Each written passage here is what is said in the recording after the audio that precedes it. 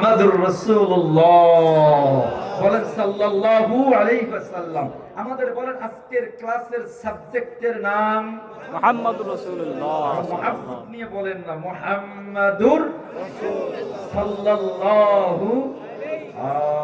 কত ওয়াজ তো শুনেছেন, কত জায়গায় কত আন্তর্জাতিক বক্তাদের মুখে শুনেছেন। আমি আপনাদেরকে আজকে আমার নবীর উপরে একটা ক্লাস উপহার দেওয়ার চেষ্টা করব। In the mirror of the Quran and Sunnah, in the mirror of the reality and history, in the mirror of the medical science and technology.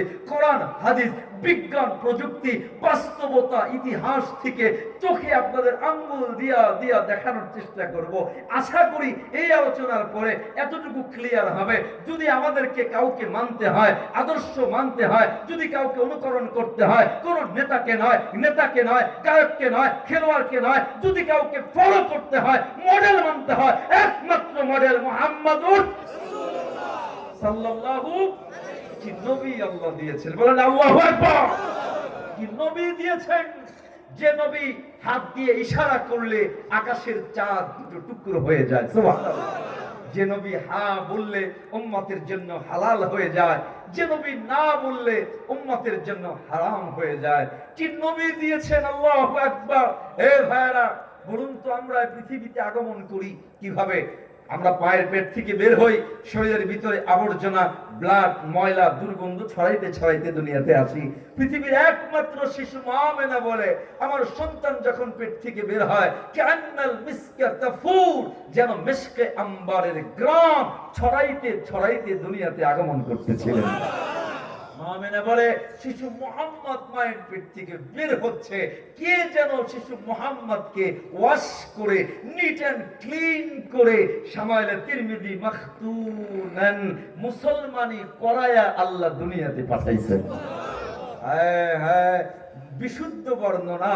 মা আমেনা বলে, মুহাম্মদ দুনিয়াতে আসছে, আমি আমার ঘর থেকে নিয়ে একেবারে ওই পারস্যের বিল্ডিং গুলো আমি আমার স্বচক্ষে দেখতে পাচ্ছিলাম।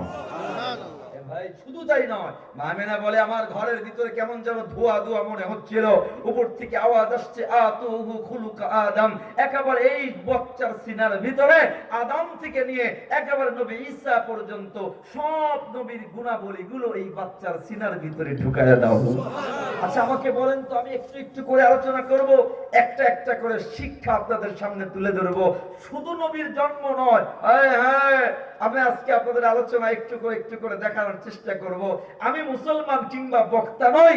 আপনারা খুলে দেখবেন, যদি কেউ লন্ডন যান, লন্ডনের একটি মিউজিয়ামে একটা গেট আছে, ওই গেটের ভিতরে খ্রিস্টানরা বড় করে লিখে রেখেছে, as a maker, as a giver, as a father, as a teacher, as a president, the prophet Muhammad is the superman of the world. আল্লাহু আকবার। খ্রিস্টানরা লিখতে বাধ্য হয়েছে, as a maker, as a giver, as a father, as a teacher, as a president, একজন বাবা, একজন নেতা, একজন আইনদাতা হিসাবে মুহাম্মদ গোটা পৃথিবীর মডেল। আল্লাহু আকবার। আপনাদেরকে সার্চ দিবেন নেটের ভিতরে, একটি বই পাবেন, দি 100। বলেন নাম কি? আমার সাথে ক্লাস রেসপন্সিভ হবেন, বলেন বইটির নাম। বইটির লেখক ডক্টর মাইকেল এইচ হার্ট। কি নাম? একজন খ্রিস্টান। বলেন কি সে? এই বইয়ের ভিতরে হযরত আদম থেকে নিয়ে 100 মনীষীর জীবনী আছে। কয়শো? এখানে Abraham Lincoln, Einstein, Karl Marx, Lenin, নবী ঈসা, মুসা, আদম, উল্লেখযোগ্য 100 মনীষীর জীবনী আছে। লেখক তিনি একজন খ্রিস্টান। খ্রিস্টানদের নবীর নাম হযরত ঈসা। খ্রিস্টানদের নবীর নাম কি? নবী। এখন তিনি এই 100 মনীষীর জীবনী লেখার পরে চিন্তা করলেন, আমার বইয়ের ফার্স্ট নেম, প্রথম নাম কার দেওয়া যায়। তিনি চিন্তা করলেন, তিনি চিন্তা করে এই কথা সিদ্ধান্ত নিলেন, আমার বইয়ের ফার্স্ট নেম তার দিব যিনি গোটা হিউম্যান হিস্ট্রিতে অল ইন ওয়াল, গোটা বিশ্বের সর্বকালের সর্বসেরা মানুষ, তার নাম আমার বইয়ের প্রথমে দিব। এবার রিসার্চ শুরু হলো। আমার ভাই একটা টিমকে কাজে লাগানো হলো।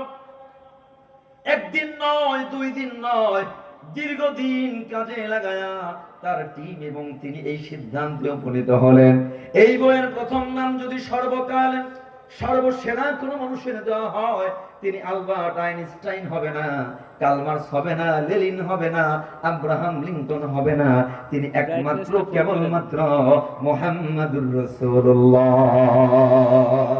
বইটা খুলে দেখবেন বাংলা বের হয়েছে, একজন খ্রিস্টান তার বইয়ের প্রথম নাম আমার নবী এনেছে, শুধু আনে নাই, লিখতে বাধ্য হয়েছে।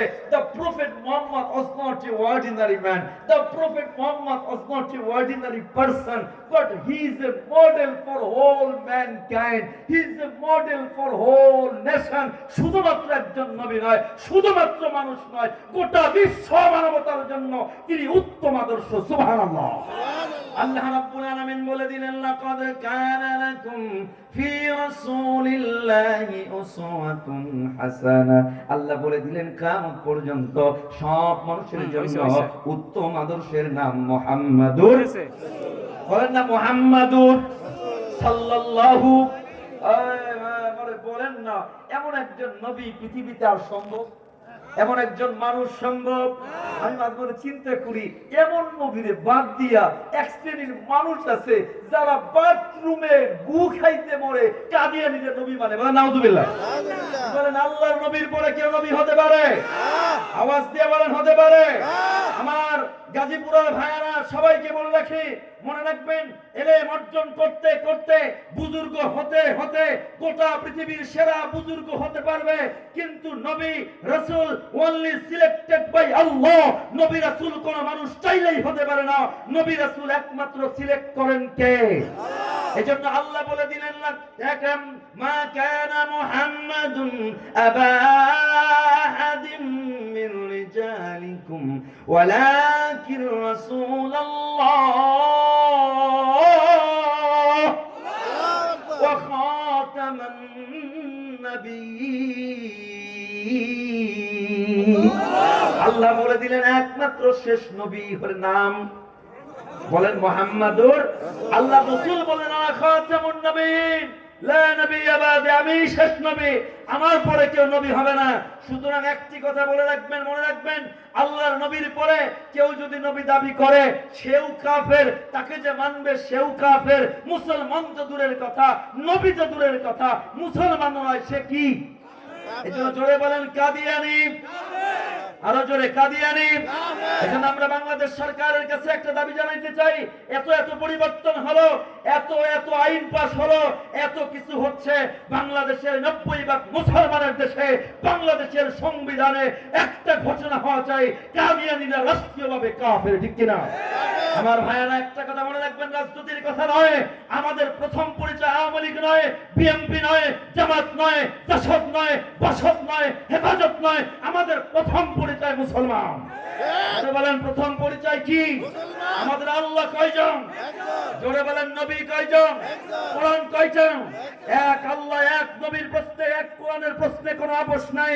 যেই দল হোক না কেন, যেই মতের হোক না কেন, আমার নবীকে নিয়ে যদি কটূক্তি হয়, ইসলাম নিয়ে যদি ছিনিমিনি খেলা হয়, আবহু আন্দোলন হয়েছে, আল্লাহর নবীর শানে বেয়াদবি হলে, ইসলাম নিয়ে কটূক্তি হলে, বুকের তাজা রক্ত ঢেলে দিতে কোটি কোটি মুসলমান রাজি আছে।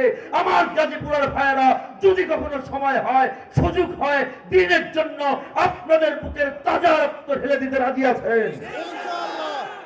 দুটো হাত উঁচু করে বলেন আল্লাহ, জোরে বলেন আল্লাহ। আমাদেরকে কবুল করে নেন, বলেন আমিন। আওয়াজ দিয়ে বলেন আমিন। আজকে আপনাদেরকে আমি দেখে দিতে চাই কি নবী আল্লাহ দিয়েছেন।